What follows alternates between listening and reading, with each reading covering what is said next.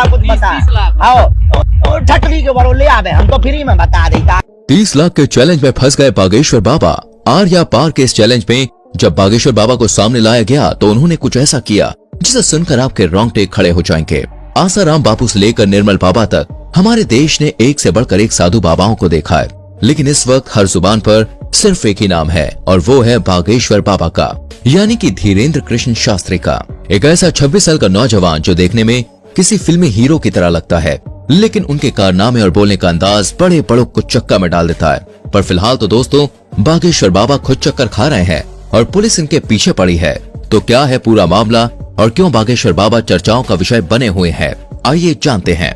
दोस्तों ये बात तो जगजाहिर है कि बागेश्वर बाबा जो लोगों के मन की बात जानकर उनकी समस्याओं का हल कर देते हैं और उसे पर्चे में लिख देते हैं, इसके चलते वो काफी ज्यादा ट्रेंड पर चल रहे हैं। इनकी वीडियोस हर रोज वायरल होती है और लोग इन्हें सुनना देखना पसंद करते हैं। लेकिन वो कहते हैं ना, मीठा ज्यादा हो तो चींटियां लगने ही लगती हैं, और ऐसा ही कुछ हाल बागेश्वर बाबा के साथ भी है। तभी तो अलग अलग क्षेत्रों से लोग इन्हें बदनाम करने के लिए सामने आ रहे हैं कि क्या ये बाबा लोग वास्तविक हैं? कुछ इन्हें खुला चैलेंज कर रहे हैं तो कुछ इनकी विद्या पर शक कर रहे हैं, फर्जी हैं, धोखेबाज हैं। अभी एक टीवी शो के दौरान माइंड रीड करने वाली सुहानी ने कहा कि धीरेन्द्र शास्त्री अगर हमारी तरह दिमाग पढ़ते हैं तो इसमें कोई बुराई नहीं है, लेकिन इस कला को भगवान की कृपा कहकर लोगों के बीच अंधविश्वास फैलाना ये बहुत गलत है।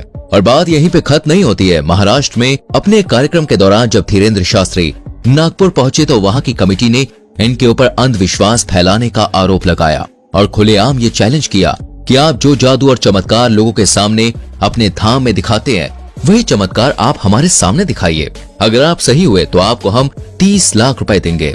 अच्छा, लेकिन कमेटी वालों का कहना है कि धीरेन्द्र शास्त्री इस चैलेंज से इतना ज्यादा डर गए हैं कि वो वापस लौट गए। इसके बाद महाराष्ट्र की उस कमेटी के श्याम मानव ने धीरेन्द्र शास्त्री के खिलाफ पुलिस कार्रवाई की मांग की।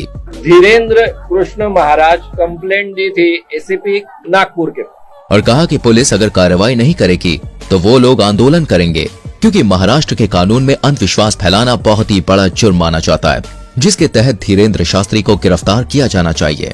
धीरे धीरे महाराष्ट्र के नागपुर से निकली ये बात पूरे भारत में फैल गई, जिसके बारे में कई सारे लोग धीरेन्द्र शास्त्री से सवाल जवाब करने लगे, जिसके जवाब में बागेश्वर धाम सरकार ने कहा है कि हम बीच में कथा छोड़कर भागे ये बोलना बंद कर दें।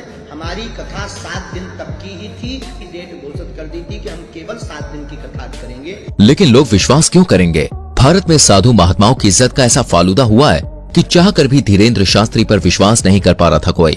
बड़ी बड़ी मीडिया कंपनी लगातार उनके चमत्कारों पर सवाल उठा रही थी और इन्हीं सारी चीजों से तंग आकर एक दिन बागेश्वर धाम सरकार ने सभी को अपने दरबार में बुलाया और कहा कि मैं नहीं बताऊंगा कि किसकी अर्जी लगी है। स्वयं छट जाइए, देखो नहीं तो विरोध होगा, नहीं तो ये कहेंगे तुझी के से सेटिंग है। आप लोग खुद अपने लोगों को खड़ा करिएगा और मैं उनकी परेशानियां और उनके मन की बात पहले से ही कागज पर लिख दूंगा। और आप जिसको बहन जी लेकर आएंगे उसी का पर्चा ये निकलेगा। और जब ये चीज हुई तो हर कोई देखता रह गया। आपने अपनी समस्या बताई थी क्या? अपना नाम बताया था क्या? क्योंकि बागेश्वर धाम सरकार ने वाकई में सारी सच्चाई पहले से ही लिख रखी थी। बिल्कुल सही है, बिल्कुल सही। किसी को यहाँ बताया था? नहीं, मैंने ये सब कुछ देखने के बाद लोगों की बोलती बंद हो गई। लेकिन बागेश्वर धाम सरकार के ऊपर उठने वाले सवालों का सिलसिला अभी खत्म नहीं हुआ। इनकी कही हर एक बात को लोग विवाद बनाकर खड़ा कर देते हैं और ये बात सच भी है। आज बागेश्वर धाम सरकार इतना बड़ा नाम बन चुका है कि जो कोई भी इनका नाम लेता है वो खुद ही फेमस हो जाता है। बड़े बड़े न्यूज चैनल घंटों केवल इन्हीं के बारे में बात करते हैं और लोग बड़े मजे से सुनना देखना पसंद करते हैं। अभी कुछ समय पहले जब बागेश्वर धाम सरकार ने बुलडोजर चलवाने की बात कही थी तब भी काफी ज्यादा कंट्रोवर्सीज खड़ी हुई थी, जिसके बारे में एक इंटरव्यू में जब धीरेन्द्र शास्त्री से पूछा गया तो उन्होंने बड़े साफ शब्दों में कहा कि धर्म और ईश्वर उनके माता पिता के समान है और अगर कोई उनके माता पिता पर पत्थर मारेगा तो वो भी शांत नहीं रहेंगे। धीरेन्द्र शास्त्री की इन बातों से साफ जाहिर होता है कि वो लोगों के सामने किसी फिल्टर के साथ नहीं आते हैं, बल्कि जो अंदर से है वो बाहर से भी दिखाते हैं।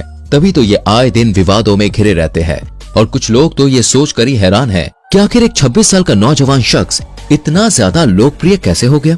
कैसे करोड़ों लोग आज उसके भक्त हैं और उसके धाम पर लोगों की लंबी लाइन लगी रहती है। तो दोस्तों इसका सीधा सा जवाब है ईश्वर की कृपा। जी हाँ, वो कहते हैं ना, ऊपर वाला अगर किसी पर मेहरबान हो जाए तो मिट्टी भी सोने में बदल जाती है।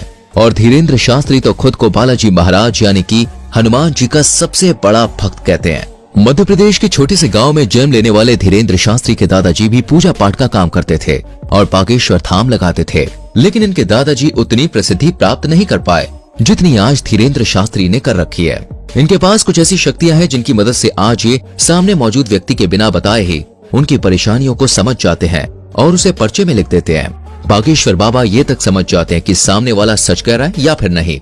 उनके द्वारा पर्चे में लिखा गया एक एक शब्द 100% सत्य होता है, जिसका सबसे बड़ा प्रमाण यह है कि आज तक इन्हें कोई भी झूठा साबित नहीं कर पाया है। मीडिया से लेकर पुलिस वालों तक लोगों ने इनके खिलाफ खूब बातें की, लेकिन उन बातों को साबित करने की हिम्मत आज तक किसी में नहीं हुई। असल में होता यह है कि जिस किसी भी शख्स की अर्जी को बालाजी सरकार स्वीकार कर लेते हैं, उस व्यक्ति को या तो उसके परिवार के किसी भी व्यक्ति को लगातार 2 दिन सपने में बंदर नजर आते हैं। और ये कोई कही सुनी बात नहीं है दोस्तों, बल्कि जितने भी लोग अर्जी लगाने आते हैं उन्होंने खुद इस बात को स्वीकार किया है। लेकिन अब मीडिया वाले कहाँ लोग कि भाई बात मानेंगे, उन्हें तो हर चीज का सबूत चाहिए होता है। इसलिए कई सारे मीडिया हाउस वाले बागेश्वर बाबा के दरबार में भक्त बनकर भीड़ में इकट्ठा हो जाते हैं ताकि देख सकें कि धाम के अंदर असल में होता क्या है। लेकिन चमत्कार देखिए, जब जब मीडिया वाले दरबार में आए तब तब बाबा उन्हें पहचान लेते हैं और उनकी पोल सभी के सामने खोल कर रख देते हैं। ये सब कुछ देखने के बाद मीडिया वाले भी बाबा के सामने घुटने टेक देते हैं और चुपचाप वहाँ से 9-2-11 हो जाते हैं। ये चीज 1-2 नहीं बल्कि सैकड़ों बार बागेश्वर धाम सरकार के दरबार में हो चुकी है। बागेश्वर धाम एकमात्र ऐसा धाम है जिसने साइंस और टेक्नोलॉजी के भी होश उड़ाकर रख दिए हैं और लोग अभी भी सोचने पर मजबूर हैं कि आखिर ये सब कैसे हो सकता है। क्योंकि अगर धीरेन्द्र शास्त्री से पूछा जाए तो वो साफ कहते हैं कि ये सब कुछ उनके दादाजी और हनुमान जी की कृपा की बदौलत है। ईश्वर उन्हें शक्तियां देते हैं जिससे वो लोग के मन की बात को समझ जाते हैं और उन्हें दूर कर पाते हैं। और ये सब कुछ अचानक से नहीं हुआ, बल्कि दोस्तों इन शक्तियों को प्राप्त करने के लिए धीरेन्द्र शास्त्री ने सालों तक हनुमान जी की तपस्या करी। 12 साल के उम्र से ही धीरेन्द्र शास्त्री बालाजी के ध्यान में लग गए और उनकी सेवा करने लगे, जबकि पूजा पाठ के कामों में वो बचपन से ही लगे रहते थे। आज ये उस स्तर पर पहुंच गए हैं जहां इन्हें हर लोगों के मन की बात को समझने में बिल्कुल भी समय नहीं लगता। ये जो कुछ भी कह देते हैं वो पत्थर की लकीर हो जाता है जिसका सच होना तय है, और इसका कई बार उदाहरण भी देखा जा चुका है। हालांकि अगर हम बागेश्वर धाम की बात करें तो दोस्तों इसका इतिहास बहुत पुराना है। लोगों की मान्यताओं के अनुसार बागेश्वर धाम मंदिर चंदेल कालीन युग का है। सन 1986 में ग्रामवासियों के द्वारा मंदिर का निर्माण किया गया था। उसी दौरान ग्राम गढ़ा में बाबा सेतु लाल गर्ग चित्रकूट से दीक्षा लेकर अपने गांव के प्राचीन कालीन मंदिर पहुंचे। पहले तो इन्होंने राम कथा करी और फिर ये झाड़ फूक का भी काम करने लगे। लोगों के अंदर मौजूद बुरी शक्तियों को अपनी एक फटकार से भगा दिया करते।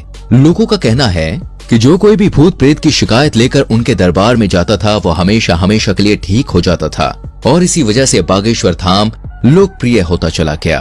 और आज बागेश्वर धाम के प्रमुख कथावाचक धीरेन्द्र कृष्ण गर्ग, जो बहुत लंबे समय से झाड़ फूक और कथाएं कर रहे हैं, अब सोशल मीडिया के दौर में इनकी लोकप्रियता बहुत बढ़ रही है। तभी तो लोग इन्हें बागेश्वर महाराज के साथ साथ चमत्कारी महाराज के नाम से भी जानते हैं।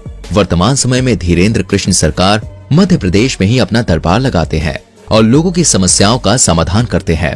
बागेश्वर धाम महाराज ने बचपन से ही रामायण और महाभारत जैसे महाकाव्यों का अध्ययन किया था।